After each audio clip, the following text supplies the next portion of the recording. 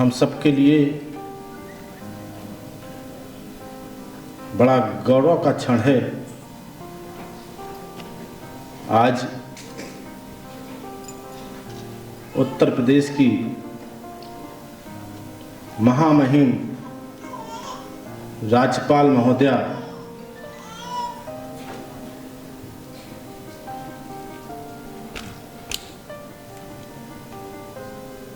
व्यापारियों के बीच में, और ये वो व्यापारी है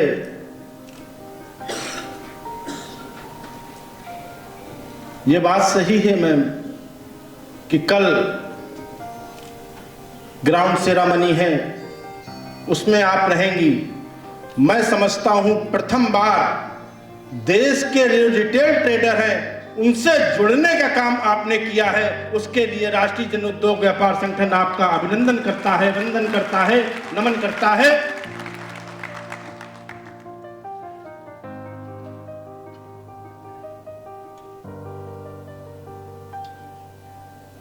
अभी जिस प्रकार से हम मांग पत्र देने के लिए यहां पर नहीं, आपने गुजरात के अंदर जिस तरह से गुजरात को देश के शीर्षस्थ में ले जाने का काम आपके मुख्यमंत्री काल में हुआ है,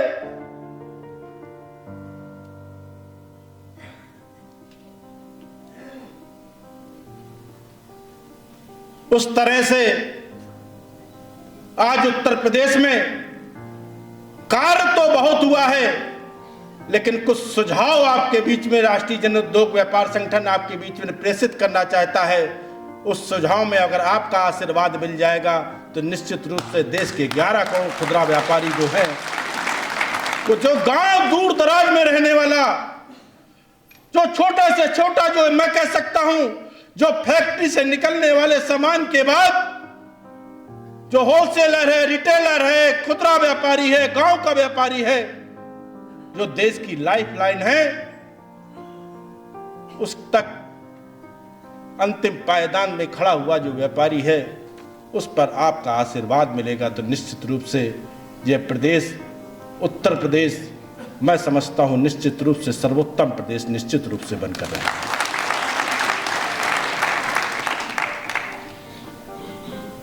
एक मुझे चीज लगती है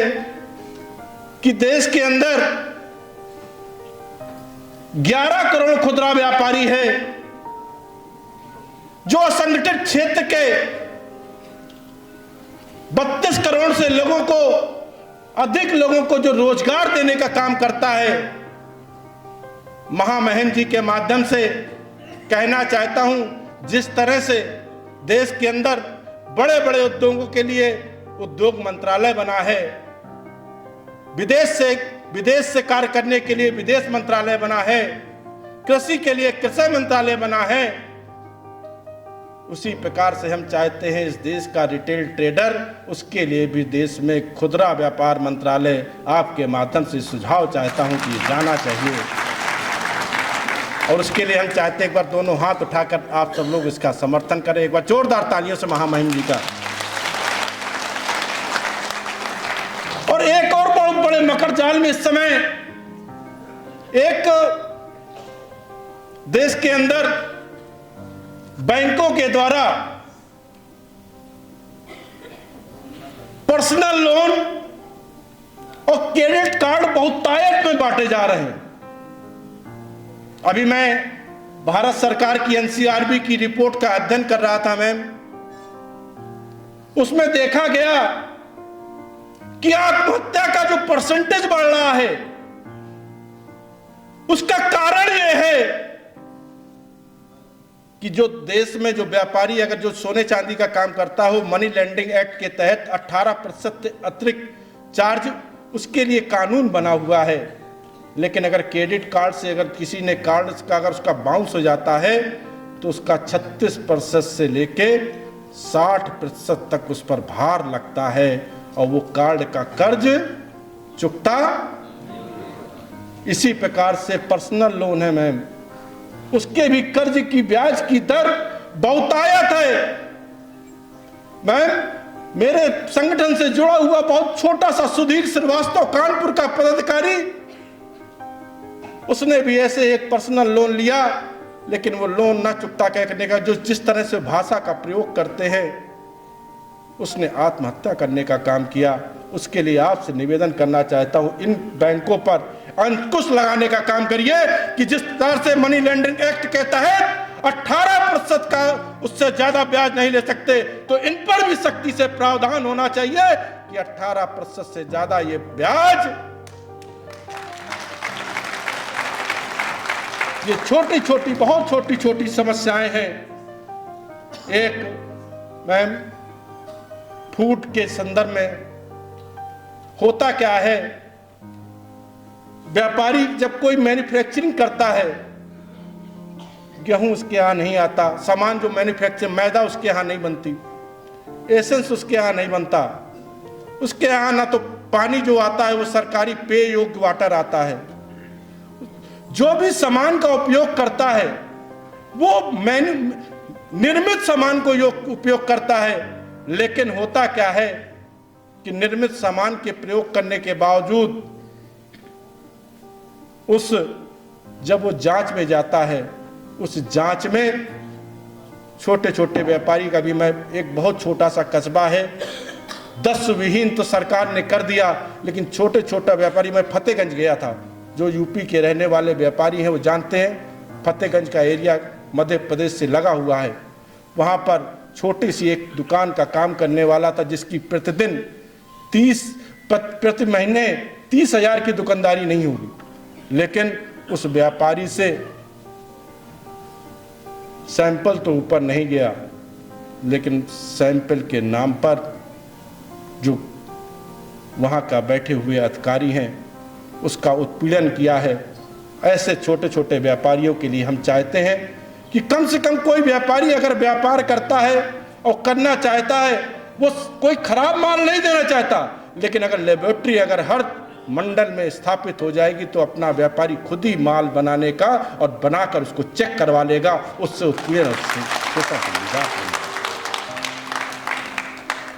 महामहिम जी का समय बहुत कीमती है। एक छोटी सी बात और कहता हुआ, सरकार की मंशा भी है कि सरकार ने जिस समय जीएसटी लगाई थी उस समय कहा गया था one trade, one nation one trade की बात कही थी। आज जीएसटी के है क्या मैम, छोटे छोटे जो व्यापारी हैं उनके ऊपर एक अनावश्यक रूप से सीए का खर्च, प्रत्येक व्यापारी के ऊपर खर्चा बढ़ गया है, और उसके लिए हम चाहते हैं जीएसटी का सरलीकरण, एक तो स्लैब कम हो जाए और दूसरा जीएसटी का सरलीकरण इस तरह से हो कि प्रत्येक छोटा से छोटा व्यापारी अपना स्वयं उसकी फाइलिंग कर सके, जिससे इस अतिरिक्त खर्चे से उसको निजात मिल सके। मैं बहुत कुछ ना कहता हुआ ये सुझाव एक आपके सभी के, जिस प्रकार से आपने गुजरात के अंदर जिस समय आप मुख्यमंत्री थी, आपने पूरे गुजरात को टोल टैक्स मुक्त करने का काम किया है,